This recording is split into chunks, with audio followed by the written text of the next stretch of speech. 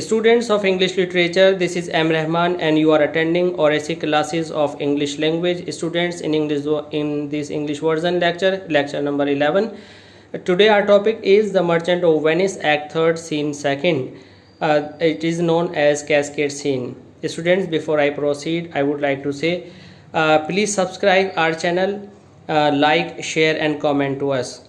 Students, in this way you will be updated and every new lecture will come to you. Now let's begin. Act 3rd, Scene 2nd. Students, it's very important to know what the place is and what the characters are there in the scene and what is the topic of discussion. Now let's begin. It is Portia's room. This scene takes place in Portia's room in Belmont. We see Portia, Bassanio, Graciano, Nerissa and some other attendants who entered the room. Portia is after all a woman. She loves Bassanio, but she is not sure whether Bassanio will choose the right cascade or suffer the fate of the other suitors. There was a thing in Portia's mind. Basically, she loves Bassanio and she wants Bassanio to choose the right cascade, and she was very anxious, but she was very honest too. She wants Bassanio if he doesn't know what to do at the right time to postpone this act of choosing for some time. She tells him plainly that if he makes a wrong choice, she would lose his company, and Portia doesn't want him to do so.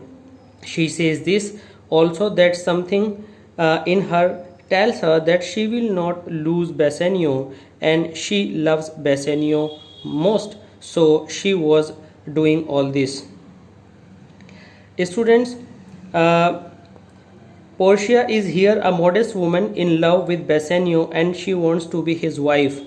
Because of being modest, she does not want to defy the instructions of her wise father, and she wants to go according to the conditions set by her father. Even she loves a lot to Bassanio.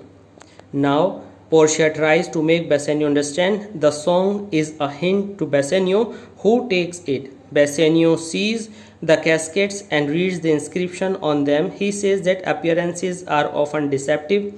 Students, like other princes, Bassanio goes through the inscriptions written on the cascades, and he begins with the gold cascade, and he says that appearances are often deceptive. The beautiful voice of a lawyer may hide the true ugliness of a law case, and so many things are there.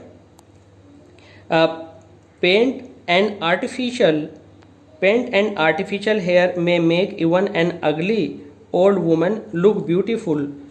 So Bassanio will not be guided by outward appearance. He rejects this gold cascade. He rejects the gold cascade, for he knows that all that glitters is in gold. Students, it's a very important point in the answers. Why does Bassanio leaves gold cascade and he doesn't choose it? Now the second thing is, now the important question is, why does Bassanio leaves silver cascade too? Now the answer is, he rejects the silver cascade too, saying that silver is a cheap means of exchange between men and men. It's a very common thing. And Portia doesn't deserve it. He says that in love one must risk all he has, because you come to know it was written on the lead cascade. One must put everything on risk if he chooses this lead cascade. He has to put all the things of his on hazard. Now, so he opens the lead cascade because he believes in love and he is ready to take the risk in this matter. Students, one more thing is there. When Portia says to Bassanio that he can postpone this matter for a short time if he is confused, so that he may not leave Portia, he may not miss this chance. But Bassanio is very impatient and he wants to finish it just now because he was not able to sleep without it if he postpones it. Now he chooses the lead casket and he finds Portia's portrait in it. There is a scroll. It is written there that those who are not misled by their eyes make a right choice. So it was written on it, turn thou where thy lady is, and claim her with a loving kiss. Portia is in ecstasy. Portia is very happy. She gives Bassanio a ring and asks him never to part with the ring. Student, this is a point to remember. She instructs Bassanio, she urges Bassanio not to part with the ring. And you have to remember it. Nerissa and Gratiano congratulate the fortunate couple, Bassanio and Portia. Gratiano asks Portia and Bassanio to allow him to be married too. Now it was the trend, students, in the time of this Elizabethan age that when the master and mistress were in love, this trend was repeated by their servants. Now Nerissa and Gratiano wants the same. Bassanio says he will be pleased if Gratiano can find wife for himself. Gratiano tells him that Bassanio has won the mistress Portia and he has won her maid Nerissa. They are all happy now and these two also exchange the rings, but something happens to cross their happiness. There comes somebody. When it was seen who were there, it was found that Lorenzo, Jessica, Salarino entered. Salarino and Salario entered. Salario gives Bassanio a letter from Antonio. On reading the letter, Bassanio finds that all the Antonio's ventures have failed and Antonio is on risk because of Bassanio. Now he is in the hands of Shylock. All his ships have been wrecked and so he has no money to pay Shylock. The Jew is now demanding his 1 pound of flesh. He has the opportunity to take revenge on him and he didn't want to miss it. He is getting cruel and he is trying to take the support of the Duke. Jessica also tells them that she had often heard her father talking revenge on Antonio.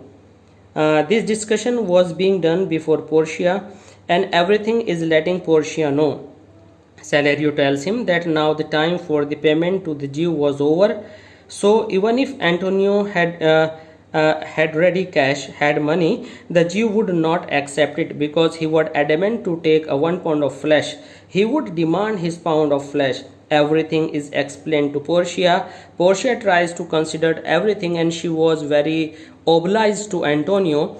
That because of Antonio, a kind friend of Bassanio, Bassanio was able to win her hand and she was able to get a good husband in form of Bassanio. It was all because of Antonio. So he wants to help Antonio before anything. Portia asks Bassanio to leave for Venice immediately. He should take as much money as necessary to satisfy the Jew. She says that till the situation eases, she and Nerissa will like virgins or widows, and you can say their relation will remain like unmarried. Here the scene comes to an end and student, we will see the next part of this story, the play The Merchant of Venice. Please keep on watching RSC classes of English language. Please students, to get updated with all the parts of Merchant of Venice literature and grammar, please subscribe our channel RSC classes of English language. Please comment to us, like and share, and you can obtain all the concerned assignments on our Insta that is given in the description box. Thanks.